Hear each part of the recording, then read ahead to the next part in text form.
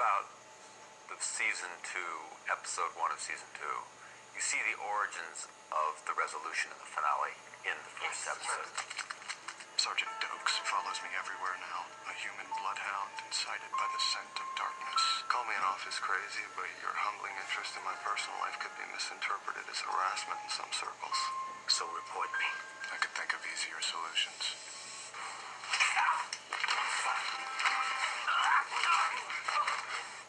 Jesus Christ, you're the Bay Harbor Butcher. I really hate that name. What's it gonna be? Kill me now, set me free. You only have 2 choices, Morgan. It is over when I say it is!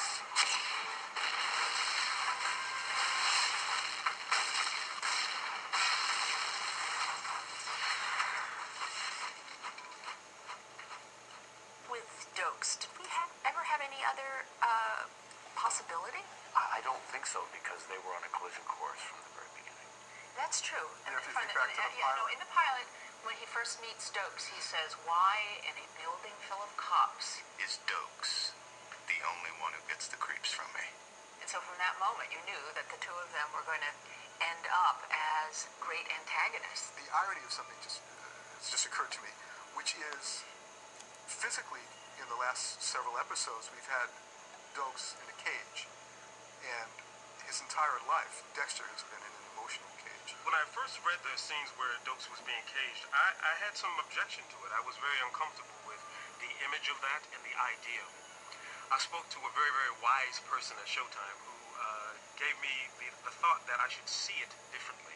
It wasn't about Dokes being caged in. It was about Dokes inviting Dexter into the cage, inviting Dexter to a safer place. It really looks like a confessional. You know, they've been adversaries the whole time. They're finally looking into each other's hearts and looking into each other's eyes and seeing each other for the first time. When this first came up in the writers' room, I know we were all really like kicked in the gut. Do we have to? Do we, even though we knew from the pilot that this was inevitable, when it came time to dealing with it, we all had such a hard time. The producers called me, and unlike a lot of actors who get the script and realize I'm dying next week, the producers let me know well in advance of shooting that was going to happen. My first reaction, honestly, was my cast. It's a family, and when you're coming out of that family, you want to make sure that everybody is okay. At least I want to. First, I felt awful because Erik King is such a sweetheart and so talented and so great to work with, and he's one of my brothers. We have such a fantastic cast that we love them. I mean, they socialize They together. bond, and the friction between Erik King, who plays Dokes, and Michael C.Hall, who plays Dexter, is fantastic. They have great chemistry. In a lot of ways, it's what's best for the show. I know that the actor will continue to work, but I will miss the experience. It's been a great time. Dokes wasn't so bad in the end, but the truly tragic thing would be to let his sacrifice go to waste.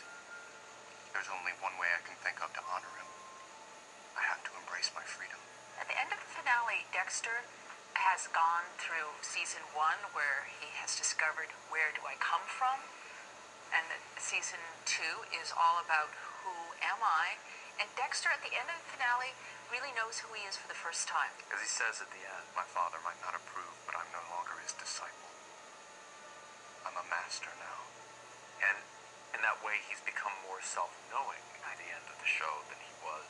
And this was partly a deliberate decision that we all made for season 2, which is that there wouldn't be an overarching, as there was in season 1 with the extra killer. The big bad. The big plot. But there's an overarching theme, which I think served us very, very well.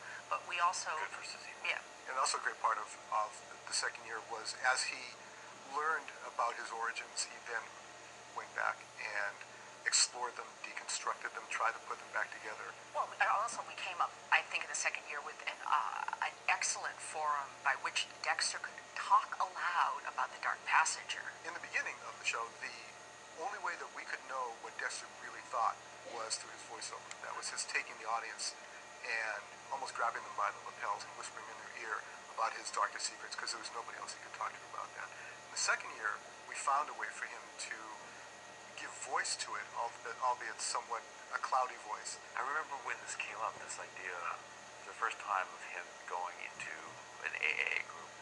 It was such a brilliant conceit for the show, because we all feel somehow crippled by our weaknesses, by our addictions.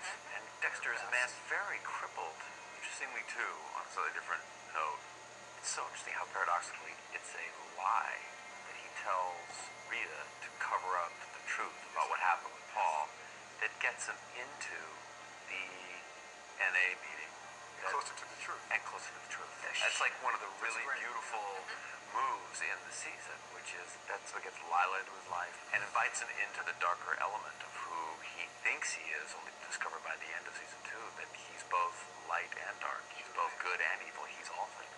I think audiences appreciate being presented with a morally ambiguous character because it gives them more credit. Television, movies, characters they're presented with generally, and I think they relish the permission to have affection for someone who is less than perfect.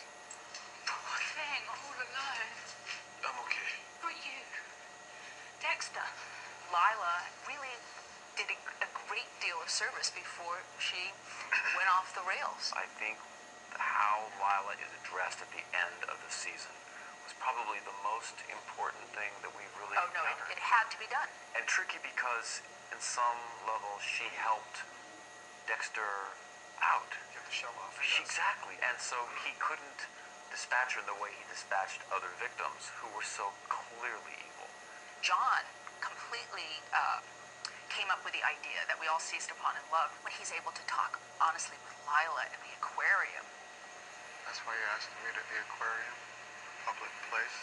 Thought I was gonna slip my needle into your neck.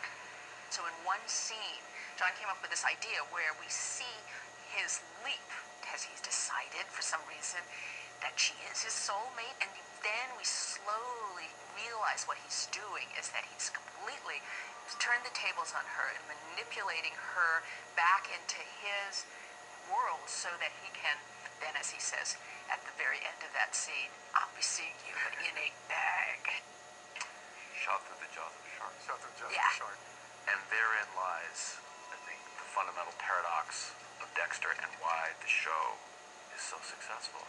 Because he is a serial killer, but he's also noble and a hero, and he protects the things that he even himself doesn't realize until he's actually engaged in the act of protecting them.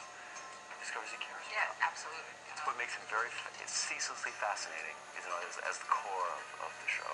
We also very much wanted for Dexter at the end of year 2, which is our finale, to be revitalized, to know himself for the first time, and that gave us a springboard to go in any direction we want in year 3. Particularly forward.